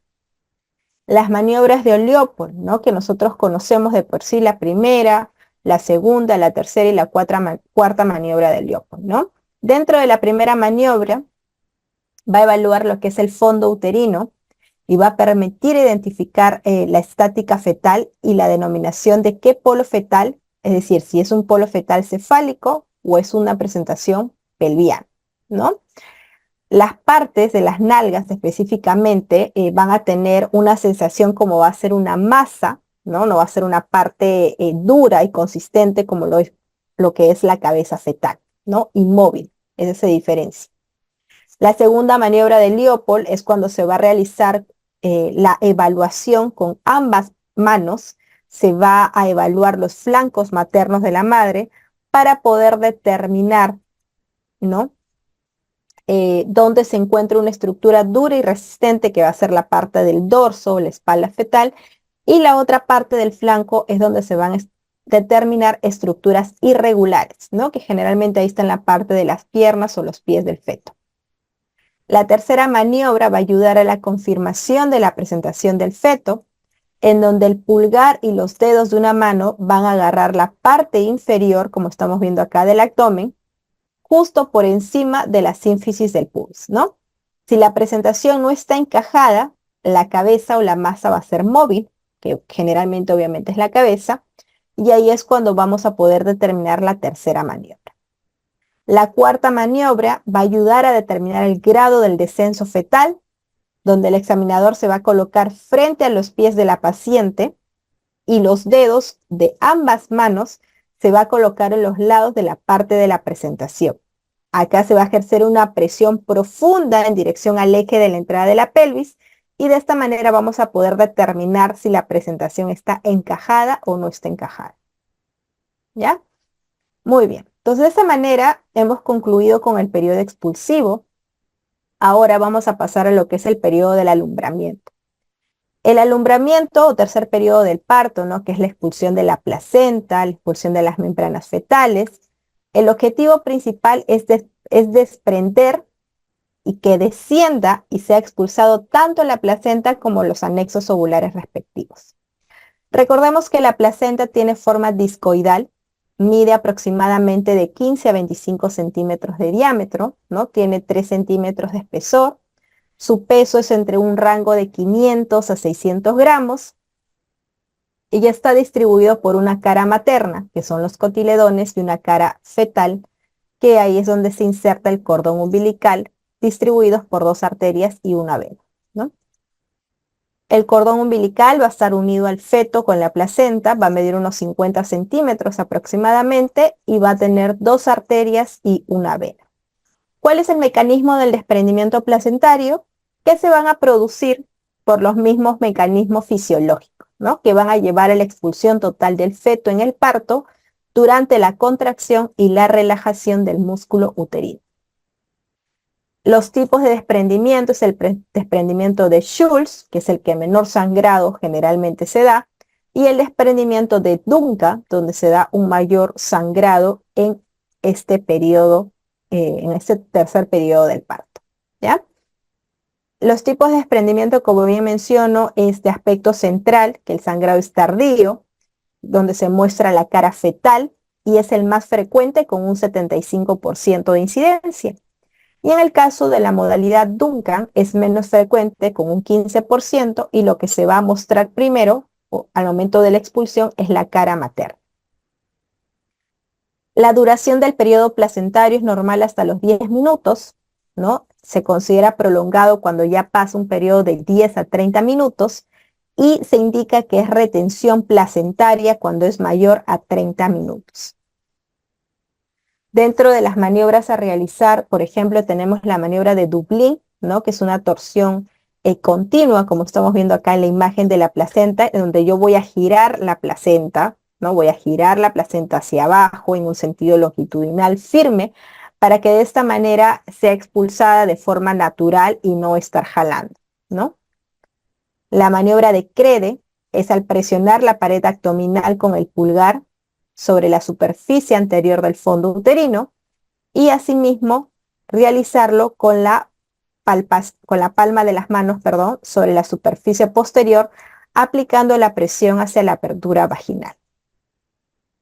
La maniobra de Fromm, que también es una parte del tipo de alumbramiento espontáneo, es un manejo suprapúbico, ¿no? Como vemos, las manos del examinador están a nivel suprapúbico, perdón, para poder acelerar el desprendimiento o el descenso o la expulsión de la placenta.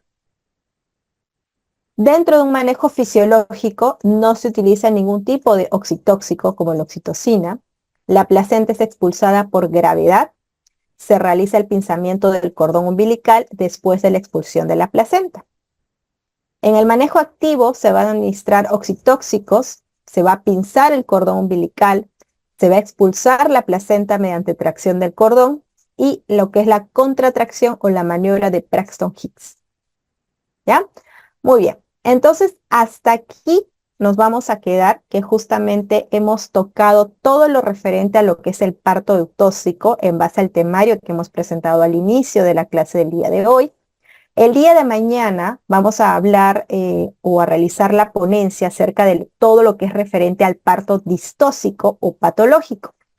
Pero al iniciar la clase del día de mañana vamos a hacer como un proceso de repaso o de retroalimentación, más que todo para poder aclarar, ¿no? Ciertos puntos que justamente como el día de hoy están quedando aún inconclusos, como la variedad de presentación, ¿sí? De antemano les agradezco, muchísimas gracias. Espero que haya podido ser de su, ¿cómo se dice? Sus expectativas, ¿no? He tratado de responder todas las preguntas que ustedes me han realizado por el chat, ¿no? La idea es que ninguna pregunta, ningún tema quede inconcluso, ¿no? Como es el tema de la variedad de presentación, que, como les estoy diciendo el día de mañana, voy a agregarle más ejemplos para que de esta manera pueda ser bastante detallado y bastante claro para ustedes, ¿no? Y de esta manera no se cometa algún tipo de error o mala información al momento del manejo de nuestros pacientes, ¿sí? Muchas gracias. Le doy pase a la representante para que pueda dar las últimas acotaciones de la ponencia del día de hoy. Gracias.